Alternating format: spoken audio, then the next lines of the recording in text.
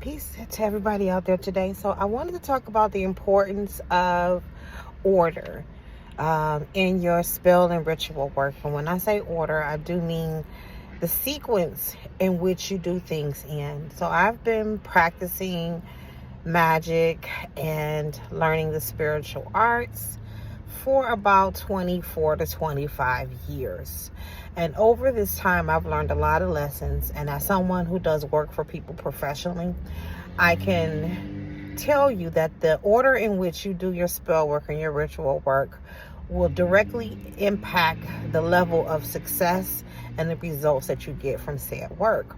Let me give you an example. So for those of you who were in grade school and you learned that acronym, please excuse my dear Aunt Sally, when you're doing your math problems, right? We understand that when we're presented with an equation and we need to solve it, we have to follow the proper order of, please excuse my dear Aunt Sally, do what's in the parentheses first, which is the please.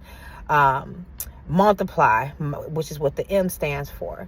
My Aunt A is addition, right? So if you don't follow the right sequence and you don't solve the problem in the right order, your answer is not going to be right. Well, the same thing with your spiritual work and your spell work. If you don't do the workings that need to be done in the right chronological order, then it can affect how effective the work that you do is. I'm going to give you an example of type of working that I see a lot of people make mistakes with in the order that they do the work. So let's just say you're under some kind of a spiritual attack, okay? And the first instinct most people have is, oh my God, I got to do a reversal. I got to send it back, or I got to do it uncrossing. And what will happen is, if you do that and you don't take the proper steps of first protecting yourself, let's just say you start uncrossing. Well, whatever negative spiritual energy, entity or spirits that's been sent to you, when you try to send that energy back, guess what? That energy is going to fight you.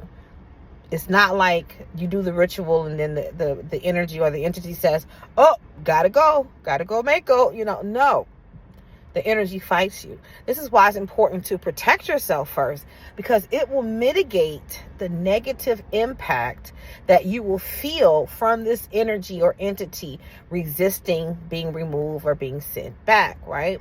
Because anytime you're dealing with dark energy that's been sent to you, dark magic, black magic, whatever you want to call it, curses, hexes, bindings that people have done to you, removing it is not going to feel good. You're not going to feel well. Sometimes people actually feel sick. They may feel nauseous. They may have headaches. They may just not feel well in general, and they'll be going to the doctor and like, what is wrong with me? And it's not a physical ailment. It is a spiritual ailment, because what has been sent is so toxic and so negative that removing it doesn't feel well. Just like when you have cancer and they give you chemo, people often get sick after that, because the process of killing off that cancer, removing that cancer, has a negative impact on their body until they heal and until they're able to remove that energy. The same thing with your hexes, when you're crossed, when you've been hexed, when someone's thrown at you or put quote unquote a root on you or done something very negative to you, whether it's the evil eye or whatever.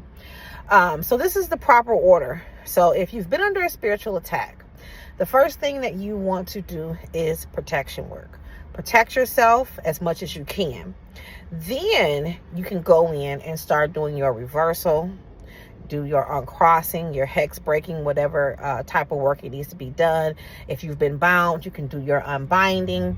After you've done that, you will need to, like I said, after you uncross yourself, you're going to need to cleanse yourself, right? Cleanse your body, cleanse yourself, cleanse your aura. You're going to also need to then go in and open your robes, right? And then you may have to back up the road opening with a little bit of a blockbuster ritual. After you do those things and you've done all the heavy removal, now you want to do some work to manifest things. You want to bring back in your blessings. So you want to do your prosperity work. You want to do your love work. You want to do your success work, whatever that is. But do it in that order, okay? Order matters. Doing it out of sync, out of order, could have negative impact on you, can reduce the effectiveness of your rituals and spell work. All right, y'all. Just giving you some tips so that you can get to hoodooing and get your work done right. You have a blessed day, y'all. Peace.